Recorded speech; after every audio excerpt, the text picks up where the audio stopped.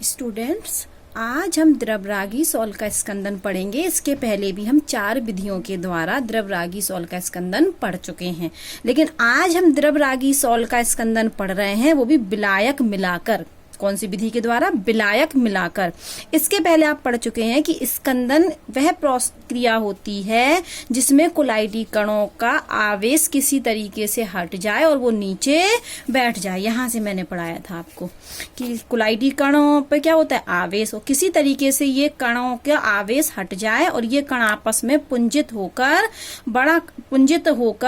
गुरुत्व बल के कारण नीचे बैठ जाए। इस क्रिया को हम स्कंदन कहते थे। तो स्कंदन हमने द्रवरागी सॉलों का, द्रव स्नेही सॉल का स्कंदन पढ़ा था 4 विधियों के द्वारा।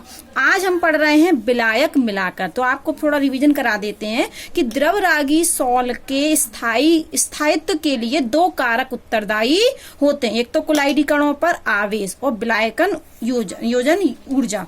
विलायकन योजन मतलब विलायक में घुले हुए। मैंने कहा ना, ये आवेश होगा तो ये कण आपस में पुंजित नहीं होंगे और ये कोलाइडी विलयन क्या रहेगा? स्थायी रहेगा। तो कोलाइडी विलयन के स्थायी के लिए आवेश क्या होता है? उत्तरदायी होता है। कोलाइडी विलयन स्थायी होते हैं किस वजह से? क्योंकि कोलाइडी कणों पर आवेश होता है। यही तो वो कह रहे हैं कि कोलाइडी जो विलयन होते हैं द्रवरागी सॉल, वो स्थायी होते हैं किस वजह से? कोलाइडी कणों पर आवेश के कारण। यदि आवेश हटा देंगे तो उनका क्या हो जाएगा? स्कंदन, वो अस्थायी हो जाएंगे। और दूसरा वो कह रहे हैं विलायकन योजन की वजह से भी स्थायी होते हैं। तो द्रवरागी सॉल 2 कारणों की वजह से, 2 कारक की वजह से स्थायी होते हैं। पहला कणों पर आवेश, कोलाइडी कणों पर आवेश, और दूसरा विलायकन योजन। जब ये कारक हटा दिए जाएं, ये कारक क्या करें? हम हटा दें, तो द्रवरागी सॉल का स्कंदन हो जाता है। तो पहला तो हम विद्युत अपघट मिला के पीछे आपको पढ़ा चुके हैं, लेकिन आज हम पढ़ा रहे हैं कि उपयुक्त विलायक मिलाकर भी हम द्रवरागी सॉल का स्कंदन कर सकते हैं। अब द्रवरागी मतलब दूसरा नाम क्या है? द्रव स्नेही। द्रव को स्नेह करने वाला, द्रव को स्नेह करने वाला। तो मान लिया हमने एक पात्र लिया और इस पात्र में हमने एक कोलाइडी सॉल भर दिया। द्रवरागी, कैसा कोलाइडी सॉल? द्रवरागी कोलाइडी सॉल। और ये परिक्षिप्त प्रवस्था कोलाइडी कण है। और ये द्रवरागी में क्या होगा? ये द्रव को स्नेह करने वाला है, तो चारों तरफ क्या होगी? एक द्रव की परत होगी। पानी की क्या होगी? परत होगी। ठीक है, जल की परत होगी। तो क्या हुआ कि इस परत की वजह से यहाँ जितने भी कण होंगे तो उन पर परत होगी।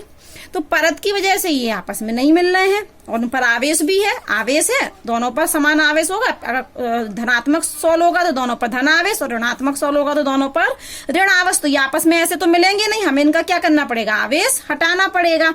तो आवेश हटाकर भी हम स्कंदन कर सकते हैं, और दूसरा हम विलायक मिलाकर भी स्कंदन कर सकते हैं। विलायक मिलाने पर देखो क्या होता है कि जब हम किसी द्रवरागी सॉल में विलायक मिलाते हैं, जैसे कि एल्कोहल और एसीटोन, तो ये विलायक क्या करता है? परिक्षिप्त प्रवस्था के कणों को, परिक्षिप्त प्रवस्था के कण जो कोलाइडी कण द्रव से घिरे होते हैं, उस द्रव का निर्जलीकरण कर देते हैं। तो क्या कर देते हैं? परिक्षिप्त प्रवस्था का निर्जलीकरण हो जाता है। याद रखिए, जैसे ही हम विद्युत अपघट मिलाते हैं तो परिक्षिप्त प्रवस्था का क्या हो जाता है? निर्जलीकरण हो जाता है। ये परत क्या हुई? हट गई। अब ये परत हट जाने से यदि हम थोड़ा सा भी विद्युत अपघट मिलाएं तो ये जल्दी पुंजित हो जाते हैं। मान के चलो, ये रक्षा कर रही थी ना, ये परत क्या कर रही थी? कोलाइडी कणों की रक्षा कर रही थी। विद्युत अपघट नहीं मिल पा रहे थे, ये परत क्या करती है? आपको बताइए, लेयर क्या होती है? रक्षा करती है ना।